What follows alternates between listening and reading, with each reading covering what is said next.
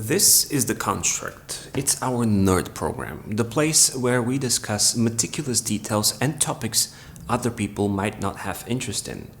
Like, should I buy the 11-inch or the 12.9-inch iPad Pro? Now, since this is a free program, there might be some short commercial interruptions, like the fact that this video is brought to you by Paperlike. But more on that later. On a side note, let me just say that upgrading your 2018 iPad Pro to the 2020 model in the same size is borderline stupid. Thank you.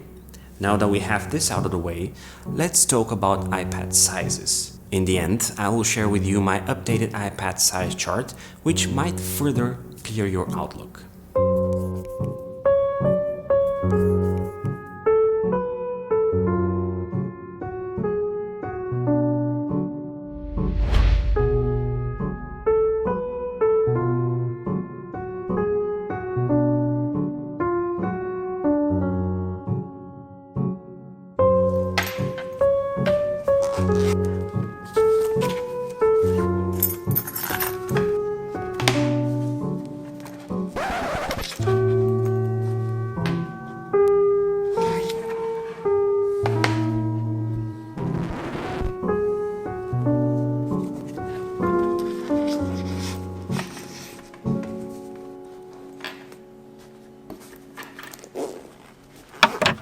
Hey guys, this is Z, and if you're new to the channel, welcome.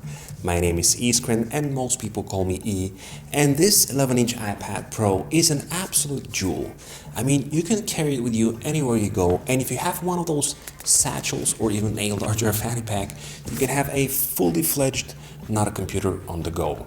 I'm saying all this because at the end of the day, the choice between the 12.9-inch and the 11-inch iPad Pro is really a choice of productivity versus portability. Or is it? Can you be as productive on the 11-inch model as you can be on the 12.9? And can you feel lightweight carrying around the 12.9-inch as you would if you had the 11-inch with you? See, I love working on both tablets, but to be honest, I find the 12.9-inch perfect if I want to spend the entire day on a tablet. With an asterisk, if the tablet sits on a desk for the most part. The 12.9-inch is significantly more substantial. 471 grams versus 641 grams, and that's without any keyboards or accessories. If I want to carry it with me all the time, it gets a bit too much at the end of the day. As with most human beings, even the slightest note of a bother means slow but steady elimination and changing of habits. It's a very specific example, but I notice myself leaving the tablet where it is because when I have to carry a baby in one hand and keep the tablet docked with an open keyboard in the other, the 12.9-inch becomes too much of a hassle easily.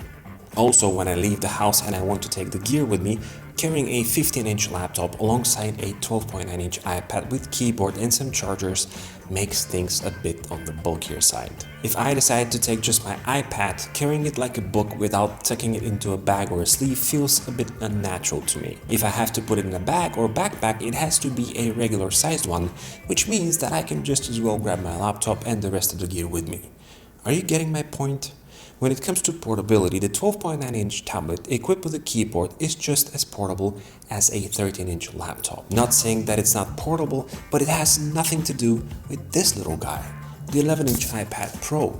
This tiny marvel is a breeze to carry around, and it is so perfectly proportioned and sized that I can almost put it in my pocket. Like, almost. It's an overstatement, of course. Even with the new Magic Keyboard attached to it, which weighs as much as the tablet itself, this is still the most powerful and portable device you can have at your disposal. It is excellent to carry with one hand, no matter if it's open or closed. It is fantastic to use in a coffee shop, in the back of the car, plane, train, or anywhere else you want to sit or stand and be productive. My first reaction to the 11-inch after using the 12.9-inch for 2 years was like, look at this, how cute this tiny marble, I just want to hug it and carry it with me. But don't let cuteness cloud your judgment as to how powerful this little device is. It can throw a punch as big as its big brother, and in many cases bigger than what some MacBook Pros and Airs can do. Running with a smaller 11-inch model has few drawbacks, however. The screen is on the smaller side if you are into drawing, sketching, or other creative work, perhaps like 3D modeling, which are workflows that will be better streamlined on the bigger screen. Another drawback is the fact that the layout is usually cramped if you are into keyboards, which you should be, especially with the new Magic Keyboard with the trackpad. The 12.9-inch accessories come with a lot more air in the keyboard department as well as full-size keys. Finally, the sound of the 12.9-inch echoes deeper and it is more potent than what the 11-inch can offer. Now don't get me wrong, both tablets are industry leaders when it comes to sound, but the 11-inch sounds smaller than the big tablet. Duh! I used to have a very comfortable leaning on the back of the chair position on my desk where I could use the 12.9-inch iPad pretty much all day long as it is. I was concerned that wouldn't be the case with the smaller 11-inch model, but I was wrong. Almost 2 inches smaller does make a difference on many occasions, and we're still talking about technology here, but in this one the difference is not as tremendous.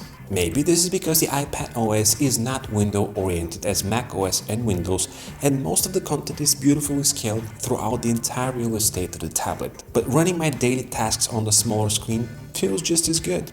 Streaming and gaming on the 11-inch is also great, although the bigger tablet offers a more immersive experience because of its size and, like we mentioned, the sound.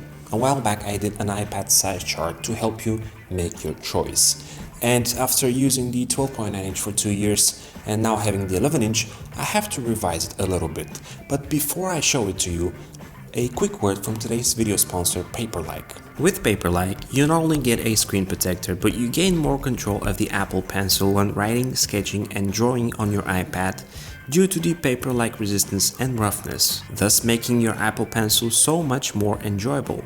It is a specially formulated screen protector that helps your pencil glide without friction, resulting in natural drawing and sketching experience that feels and sounds amazing, like real paper. Aside from protecting your iPad and your Apple Pencil tip, Paperlike helps you control your pencil better. It reduces glare and most of all eliminates the nasty fingerprints, which is my favorite part. It's available for all iPad models and includes free worldwide shipping with a 100% satisfaction guarantee. So to get your hands on your own Paperlike, hit the link in the description below. So here's my iPad size chart in question. As I'm sharing it with you, I realized that my priorities have shifted and I now fit within the first row where I own a big laptop and I travel minimal and in moderation. So can you be as productive on the 11-inch model as you can be on the 12.9-inch one? For the majority of people, those who do gaming, entertainment, documents browsing, email and other regular work, definitely yes. This is where traveling and portability play a decisive factor. For the awesome creators out there, those whose entire setup is the iPad itself, the 12.9-inch is the way to go. Can you be as portable on the 12.9-inch as you can be on the 11? Maybe, if you have huge hands and the 12.9-inch feels like the 11. It's been an absolute pleasure. This is Z, over and out.